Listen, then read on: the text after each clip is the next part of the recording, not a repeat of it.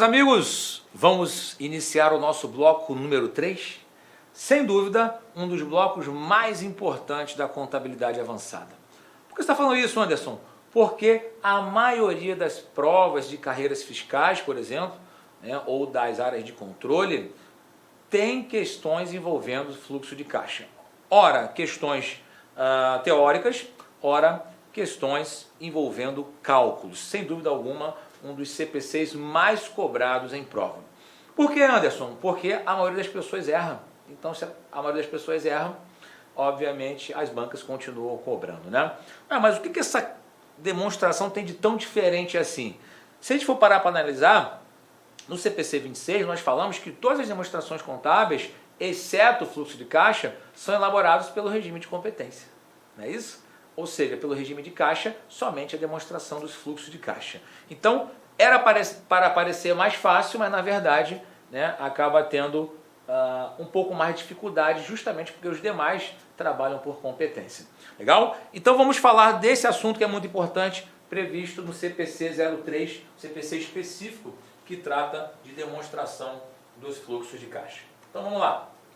Bom, o que é a DFC? Vamos chamar a demonstração de fluxo de caixa de DFC, carinhosamente, né? Uma demonstração que tem por finalidade evidenciar as transações ocorridas em determinado período e que provocaram modificações nas disponibilidades da empresa.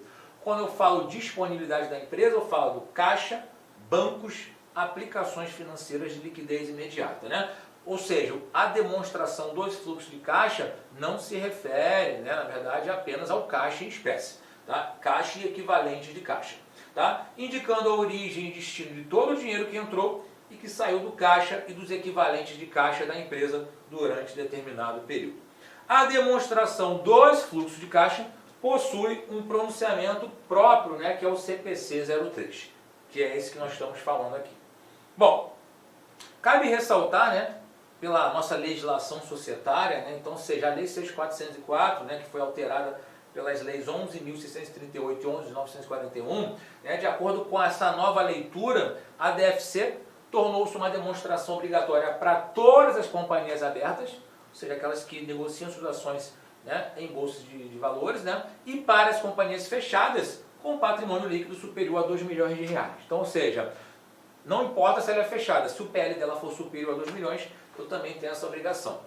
Então, ou seja, para as companhias fechadas com patrimônio líquido inferior a 2 milhões, a DFC é facultativa. Tá? E reforço aqui, essa demonstração veio para substituir a demonstração das origens e aplicações de recursos, que é a DOAR.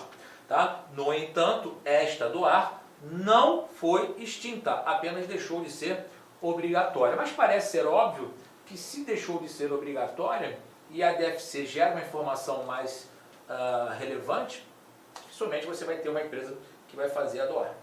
A não ser que tenha alguma regulação específica para isso, Bom, algo importante, as pequenas e médias empresas também têm as suas normas internacionais de contabilidade, Então, ou seja, para as entidades que estiverem apresentando as suas demonstrações contábeis em conformidade com o pronunciamento técnico voltado para as pequenas e médias empresas, ou seja, as pequenas e médias empresas também têm um CPC específico, Então a DFC passou a ser também obrigatória, conforme item 3.17, letra E. Bacana? Bom, importância da demonstração dos fluxos de caixa. Considerando que lucro é diferente de caixa, eu posso ter lucro sem ter caixa e eu posso ter prejuízo com caixa. Se vocês pararem para analisar, desde que a pandemia, infelizmente, ela veio assolando aí o mundo todo, justamente vocês veem algum gestor, algum empresário, algum empreendedor preocupado com lucro, ele tem preocupação com caixa, porque o caixa é o que move a empresa, é com caixa que eu pago o fornecedor, pago o salário, pago o empréstimo, faço investimentos, ou seja, o caixa é o motor da empresa, Então, de acordo com o CPC 03, as informações sobre fluxo de caixa de uma entidade são úteis para proporcionar aos usuários das demonstrações contábeis uma base para avaliar a capacidade da entidade de gerar caixa equivalente de caixa, bem como as necessidades da entidade de utilizar esses fluxos de caixa. As decisões econômicas que são tomadas pelos usuários exigem avaliação da capacidade da entidade de gerar caixa e equivalente de caixa, bem como da época de sua ocorrência e do grau de certeza de sua geração. Legal? Bom, em conjunto com as demais demonstrações, porque é importante ressaltar que a DFC ela não trabalha sozinha, né? Ou seja, em conjunto com as demais demonstrações contábeis, né, as informações da DFC, ou seja, em comparativo com a DRE, em comparativo com o balanço patrimonial, né, permitem equacionar as entradas e saídas de recursos, né, permitem avaliar a capacidade da empresa gerar caixa, né, positivo, permite visualizar os fluxos monetários, entradas e saídas dessa entidade, permite avaliar a capacidade da empresa honrar com seus compromissos, né, com seus credores, né, permite indicar valores esperados de entrada e saída de recursos financeiros ao longo de um período de tempo, né, permite identificar parte do lucro ou prejuízo que foi apurado pelo regime de competência que será convertido em dinheiro, que nem todo lucro ele vai virar caixa, né, e avaliar os efeitos decorrentes das operações de investimentos e financiamento na posição da empresa. Por que é importante isso? A gente vai falar sobre isso daqui a pouquinho. Quando eu olho o balanço patrimonial, eu vejo minha posição do caixa, e se eu não tiver o interesse de abrir essa informação, eu vou deixar aquela informação lá, ok. Eu tenho lá 30 mil reais de caixa. Ótimo, legal. Mas isso pode ser um problema se eu não abrir. Por quê? Porque qual foi a origem dos 30 mil? Talvez a minha atividade operacional possa ser negativa. E eu precisar de buscar recursos na atividade de investimento e financiamento. Já a gente vai falar sobre isso, né? E avaliar, por fim, aqui o grau de precisão dos fluxos de caixa estimados no passado e a sua realização no futuro. Legal? Bom, então a demonstração dos fluxos de caixa ela é no plural, justamente porque ela fala de 3 grandes fluxos, que é operação, financiamento e investimento. Ela não trata apenas do dinheiro, né, moeda em espécie. Caixa equivalente de caixa. E o que é equivalente de caixa para o CPC 03? Então, para que o investimento seja identificado como equivalente de caixa, o mesmo precisa ter conversibilidade imediata em montante conhecido de caixa. Então, para ser equivalente de caixa, eu preciso converter de forma imediata, né, o item em caixa. E está sujeito a um insignificante risco de mudança de valor. Então, ou seja, atributos para um item ser considerado equivalente de caixa: ser convertido rapidamente em caixa e não estar, né, sujeito a risco de mudança de valor. Tá? Então, dessa forma, normalmente também são reconhecidos como equivalente de caixa investimentos de curto prazo até 3 meses a contar da data da aquisição. Ou seja, eu faço um investimento que eu posso resgatar até 3 meses, então eu posso considerar esse cara como equivalente de caixa. Legal? Beleza? Bom, então, demonstração dos fluxos de caixa, né? Estrutura. A DFC deverá ser dividida em atividades operacionais de financiamento e de investimento. Por isso, a demonstração está no plural. Demonstração dos fluxos. Fluxos operacionais, fluxos de financiamento, fluxos de investimento. Então, por essa razão, é denominada fluxos de caixa, porque uma vez que se trata do conjunto de 3 fluxos: operações, financiamentos e investimentos. Legal? Beleza? Atividades operacionais. Toda vez que eu me referir a uma atividade operacional, eu preciso pensar o seguinte: qual é a atividade fim da empresa? A minha empresa opera em quê? Né? Então, se eu conseguir definir os fluxos de caixa que têm relação direta com essa atividade fim, com a operação da empresa, estou me referindo ao fluxo de caixa operacional. Então, são basicamente derivadas das principais atividades geradoras de resultado da empresa, tá? Devem englobar as atividades ligadas à produção e à entrega de bens e serviços. Tá? Entretanto, eu também vou incluir na atividade operacional as transações que não são definidas como atividade de investimento e de financiamento. Legal? Beleza? Ou seja, ou tem relação com a atividade fim, ou ela não pode ser enquadrada como investimento, nem como financiamento. Bacana? Principais entradas operacionais. Não vou esgotar aqui, obviamente, depende de cada empresa, né? Recebimento das vendas à vista, porque precisa entrar no caixa, né, de bens e serviços. Quando eu vendi a prazo, o recebimento dessas vendas a prazo que eu fiz, recebimento de aluguéis, por exemplo, recebimento de juros decorrentes de empréstimos e financiamentos concedidos ou de aplicações financeiras. Coloquei aqui um asterisco, nós vamos falar sobre isso, então já fiquem atentos nesse tópico. Descontos duplicados, também coloquei aqui um asterisco. Dividendos e juros sobre capital próprio recebidos, derivados da participação no capital de outras sociedades, dentre outros. Ou seja, eu tenho uma participação societária em outra entidade e eu recebo dividendos e juros sobre capital próprio. Então, são atividades operacionais. Aqui dos juros, coloquei um asterisco e descontos duplicadas também. Principais saídas operacionais: pagamento de fornecedores, né, de mercadorias, matérias-primas e outros insumos, pagamentos a funcionários e demais fornecedores de serviços, pagamentos de juros dos empréstimos e financiamentos obtidos, também coloquei aqui um asterisco, pagamento de tributos, também coloquei um asterisco, pagamento de dividendos e juros sobre capital próprio derivados da participação no capital de outras sociedades, coloquei também mais um asterisco, pagamento de seguros, aluguéis, dentre outros. Você repara que eu tenho aí alguns asteriscos, né? Então vamos falar desses asteriscos. O primeiro asterisco trata de juros, tá? Ou seja, juros recebidos e juros pagos são classificados como atividades operacionais. Tá? Quando eu pego um empréstimo, eu pago principal mais juros. O juro, né, ou os juros, são atividades operacionais. Tá?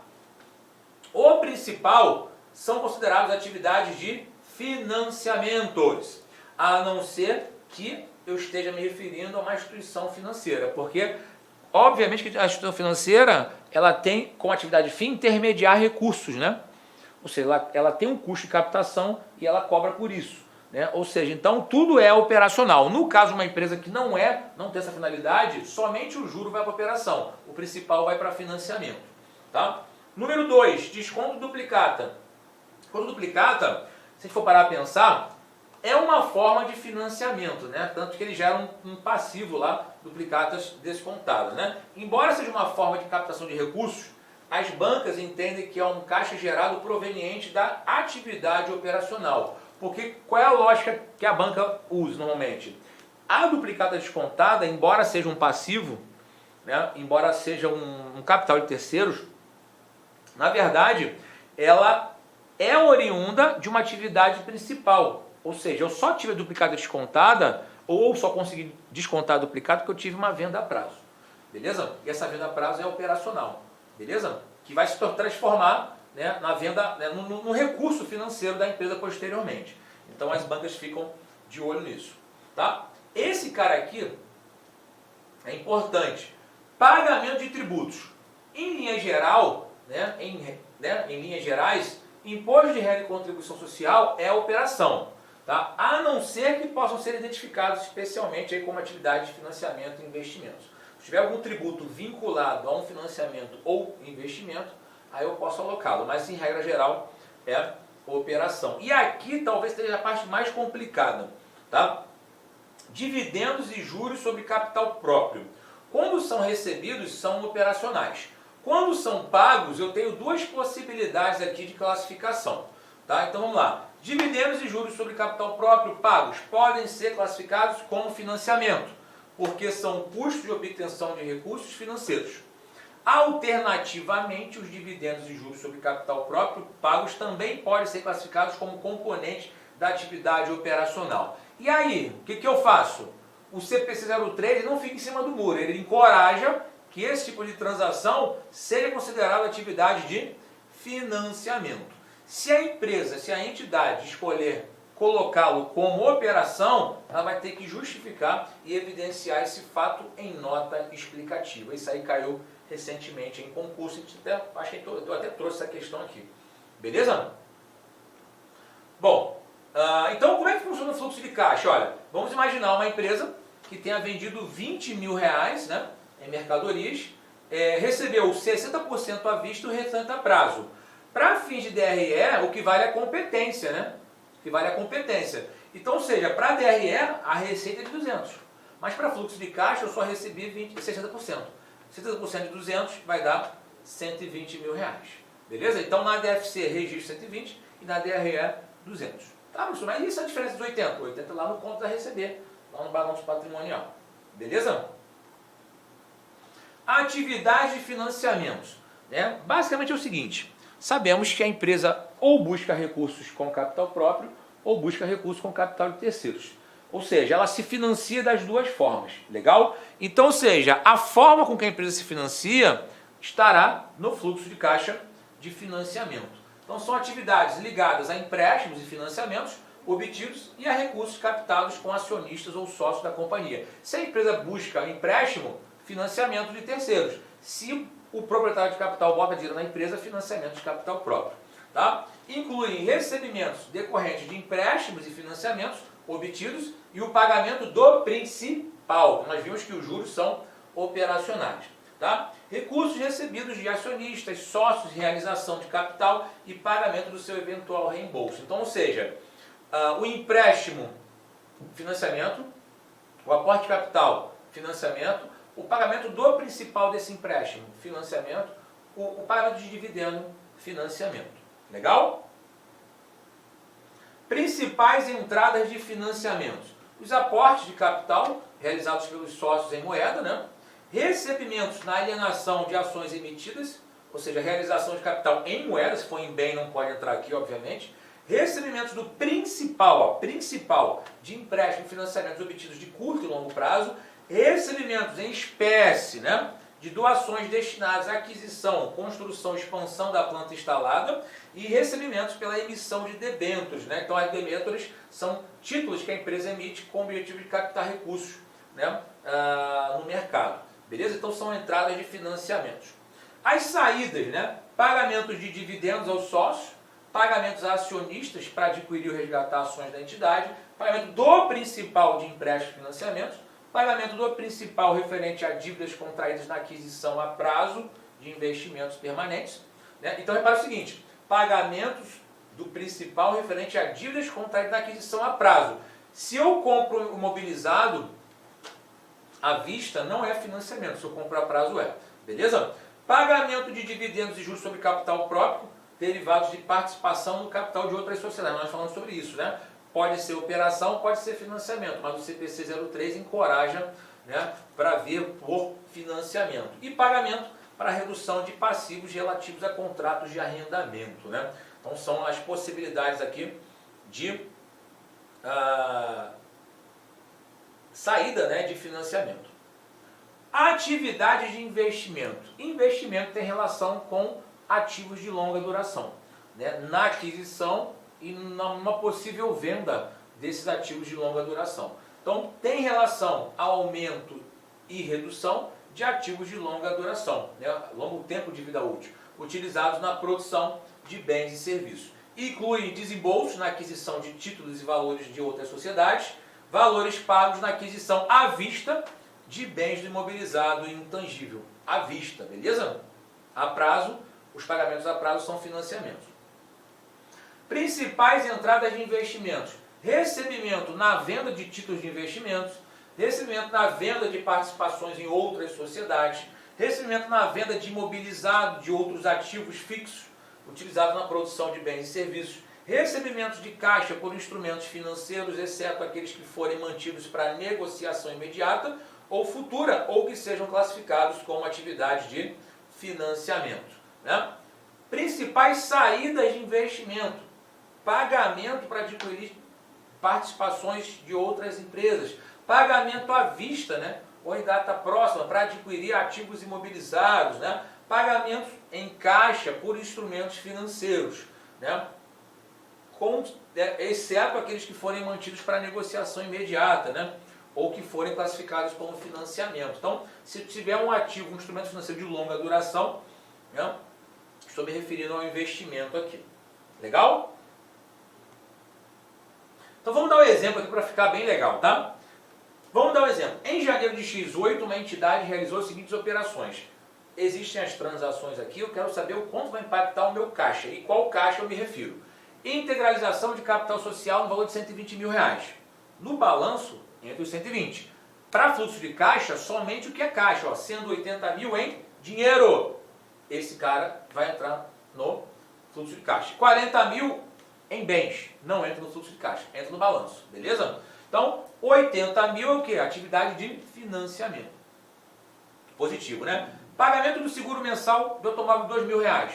O seguro mensal não é investimento nem financiamento, é operação. Então, R$ 2.000 saindo aí de caixa de operação. Pagamento do aluguel antecipado de 2 anos por 60 mil. Não é investimento, não é financiamento, é operação. Então, saída de R$ 60.000. Olha esse cara aqui, ó. Venda de mercadorias por R$ 100.000, sendo metade à vista e metade a prazo. Vendi por 100, na DRE entra 100. Como eu só recebi metade à vista, 50 mil na DFC. As mercadorias estão avaliadas por 60 mil. É só a baixa do estoque pelo CMV. Não entra nada aqui. Então vai entrar 50 mil na operação aqui. Compra à vista de um computador para ser utilizado na empresa por R$ 6.000. Ou seja, esse cara aqui é investimento, né? Saída de caixa. Reconheci despesas de salários no valor de R$ 12.000, que serão pagas no mês seguinte. O salário foi reconhecido, mas só será pago no mês seguinte, então não entra no caixa. E contratação de empréstimo bancário de R$ 30.000. R$ 30.000 vai entrar no caixa da empresa através da atividade de financiamento. Então, feito isso, ó, qual é o resultado gerado pela atividade, pela entidade que deverá ser evidenciado no fluxo de caixa? Operação, saída de caixa pelo seguro, saída de caixa pelo aluguel, entrada de caixa na mercadoria. Então, menos 2, menos 60, mais 50. R$ 12.000 negativo hoje, isso é importante, vamos falar sobre isso. Atividade de financiamento, entrada de recursos de 80, mais entrada de empréstimo de 30, 110. E fluxo de caixa de investimento, saída de caixa pela compra do equipamento, menos 6. Então, tem menos 12, mais 110, menos 6, 92. Então, olha que interessante. 92 mil, se eu não tivesse saldo nenhum anterior, vai carregar o meu balanço patrimonial. Se eu olho o balanço patrimonial, sei lá, R$ 92.000, beleza? Beleza. Mas quando eu abro a DFC, eu vejo que a minha atividade operacional ela é negativa. Isso é péssimo. Se a operação da empresa não gera caixa, a empresa vai falir, ela vai fechar. Beleza? Tá? Então ficar atento nisso aqui. Por isso é importante abrir a DFC. Beleza? Fluxo de caixa em moeda estrangeira. Meus amigos, a gente sabe que para fins de DRE, a gente trabalha com a variação cambial, né? Negativa ou positiva.